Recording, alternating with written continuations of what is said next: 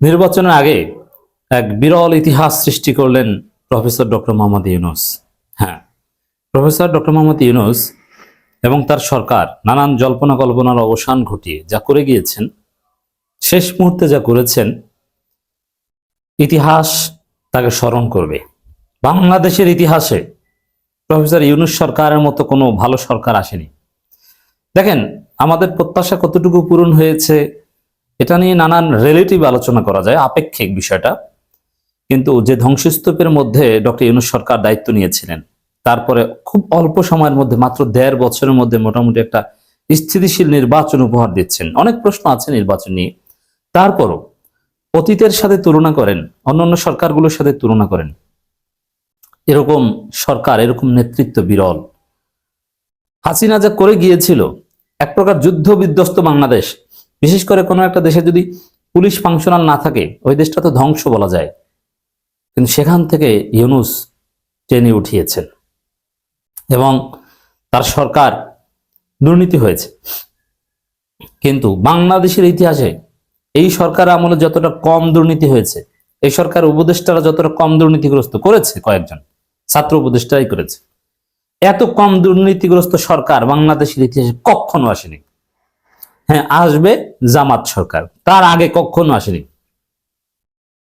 অতএব ইউনূস সরকার ব্যতিক্রম।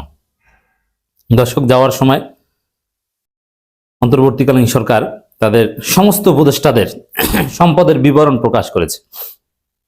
উপদেষ্টাদের স্ত্রীদেরও সম্পদের বিবরণ প্রকাশ করেছে। অনেক উপদেষ্টার সম্পদ কমেছে, ২-১ বেড়েছে, বাড়াটা স্বাভাবিক, বৈধভাবেই বাড়তে পারে। কিন্তু দেখেন, এখন আপনারা পর্যালোচনা করেন কার সম্পদ কি, কিন্তু এই যে সম্পদের বিবরণী প্রকাশ করা, এইটা ইতিহাসে কে পেরেছে বলেন? এই সৎ সাহস কার ছিল? কারো ছিল না। Professor Yunus did that. এবং আমরা দেখছি যে অনেক উপদেষ্টার সম্পদ কমেছে এবং গরিব উপদেষ্টাও আছেন।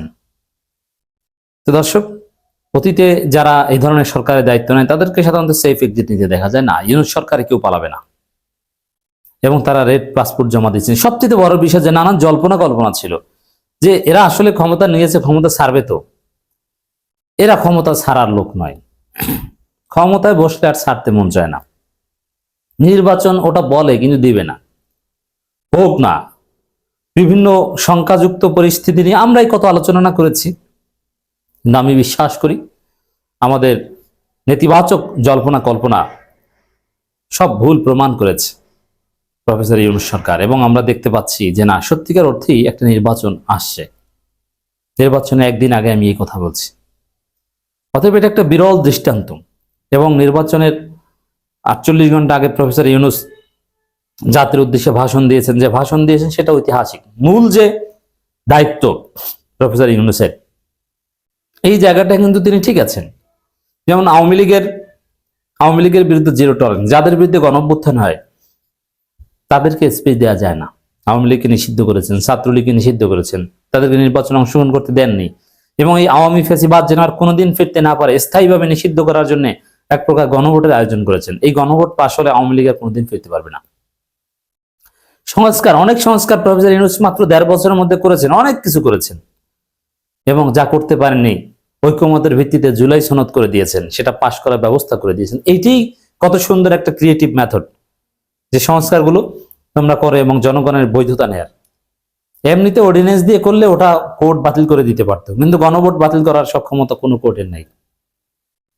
অতএব একটা নতুন বাংলাদেশ আমরা পাবো, সেই বাংলাদেশের জনক কিংবা ভিত্তি প্রস্তর স্থাপনকারী কিন্তু প্রফেসর ইউনূস। তো দর্শক, যাওয়ার সময় জাতির উদ্দেশ্যে যা ভাষণ দিয়েছেন এটা ঐতিহাসিক। আমি মনে করি যখন বাংলাদেশের ইতিহাস লেখা হবে পরবর্তীতে, আজ ১০-১৫-২০ বছর পর যখন এই জুলাই বিপ্লব নিয়ে থিসিস হবে, তখন ইউনূস সবচেয়ে মর্যাদাবান ব্যক্তি হিসেবে, জুলাই বিপ্লবের শহীদরাই সবচেয়ে মর্যাদাবান, কিন্তু জুলাই বিপ্লবের আকাঙ্ক্ষা ধারণ করেছেন, এদের মধ্যে সবচেয়ে মর্যাদাবান ব্যক্তি হিসেবে তিনি ইতিহাসে স্থান পাবেন। তিনি যে আসলে সৎ লোক, ভালো লোক। এবং আরো একটা বিষয় বলতে হয়, ইউনূসকে নিয়ে সমালোচনা আছে, দুর্বলতা আছে, থাকবে। প্রত্যেক বনি আদমেরই ভুল দুর্বলতা আছে, ভুলের ঊর্ধ্বে কেউ নন। আমার আপনার পছন্দ মতো পৃথিবীর কোনো সরকার হবে না। সৌদি আরব সরকারও আমার আপনার পছন্দ মতো না, আর আমেরিকান সরকারও না, আর যুক্তরাজ্যের ব্রিটিশ সরকারও না। কোনো সরকার আমার আপনার পছন্দ মতো হবে না, কিছু কিছু বিষয়ে বিরক্ত লাগবেই। কিন্তু তার মধ্যে প্রফেসর ইউনূস যে মানের কম বিতর্কিত, এত কম বিতর্কিত, কম সমালোচিত কোন সরকার বাংলাদেশে অতীতে কখনো আসেনি। রাষ্ট্রপ্রধান, সরকার প্রধান হলে যেমন ডাক্তার শফিকুর রহমান হয়তোবা কয়েকদিনের মধ্যে প্রধানমন্ত্রী হবেন, তারপরে দেখবেন যে চতুর্দিক থেকে গালি কিভাবে খায়। হ্যাঁ, এটা গণতন্ত্রের সৌন্দর্য। কিন্তু ইউনূস কোনো ভিন্ন মতের প্রতি কোনো নির্যাতন না, কিচ্ছু না, কিন্তু কোনো গালি খাননি, খেয়েছেন খুব লিমিটেড।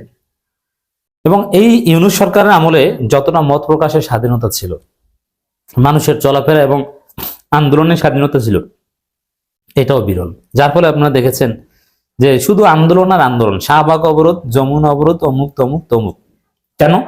স্বাধীনতা আছে বলে মানুষ দাবি নিয়ে গিয়েছে, এবং স্যারের কাছে দাবি করলে আদায় হবে এই চিন্তা থেকে তারা ইউনূস স্যারের কাছে গিয়েছে। যে বাংলা এক একজনের বয়স 55-60 বছর, চাকরি করেন, এই দাবিটা কোন সরকার দিল না, ইউনূস স্যার দিবে। এই যে ইউনূস সরকার আমলে যে আন্দোলন, এটা স্যারের প্রতি প্রত্যাশা থেকে, ভালোবাসা থেকে, যে না স্যার দিবেন, এবং দিয়েছেন। অনেক কিছু করে দিয়েছেন যেটা স্বাধীনতার পর থেকে কোনো সরকার দিতে পারেনি। অতএব তার সময় যে আন্দোলনগুলো হয়েছিল, এটা স্যারের প্রতি ভালোবাসা এবং প্রত্যাশা থেকে, এবং অন্যদের প্রতি একটা হতাশা থেকে। তো এই জায়গায় দর্শক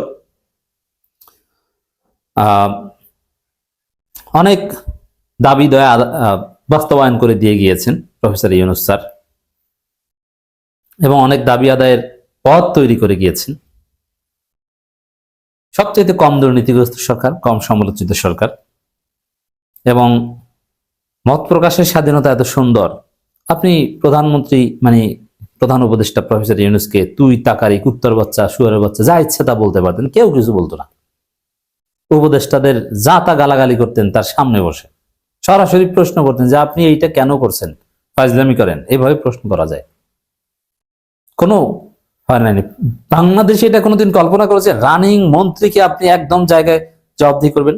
তবে এই সরকারের আমার ব্যক্তিগত একটা স্মৃতি এটা থেকে যাবে, তাতে যে সরকারি ক্ষমতা আসুক না কেন, এটা আমাদের জীবদ্দশায় হয়তোবা একমাত্র এবং প্রথম এবং শেষ যে আমরা এই সরকারের উপদেষ্টাদের তুমি তুমি বলতে পারতাম, এবং উপদেষ্টারা একবার সালাম দিলে 3 বার উল্টা সালাম দিয়ে স্যার স্যার বলতো সরকারের মন্ত্রীরা।